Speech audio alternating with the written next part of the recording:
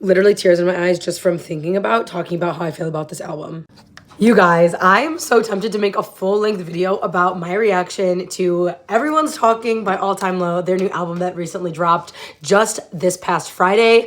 I have so many thoughts. The title track itself is like stabs me in the heart because I know that there's so much emotion behind it, and it's also a literal masterpiece come to life. I love that they have Rustin Kelly and JoJo as the features on this album. I think both of their voices really complement Alex's. Treading Water, I almost feel like is what Tidal Waves like wanted to be, and maybe I'm just making that comparison because they both are about water or have water motifs in the name.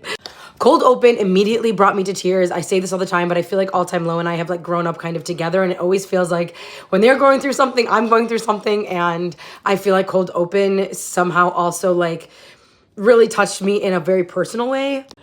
Little bit. Are we going to talk about the range that this band and this album has? What the heck?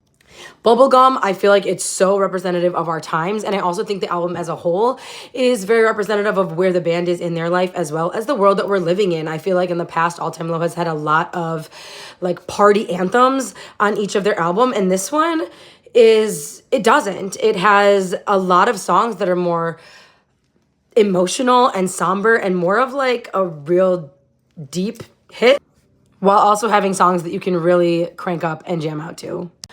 Overall, I really am digging this album. I'm so excited to have it actually be cycled out throughout my music library and to have all of these songs, to have more time with all of these songs so that they can grow on me and I can kind of pinpoint in more detail which ones really resonate, which ones I can't stop playing, and which ones might fall a little bit to the wayside in my own personal preferences.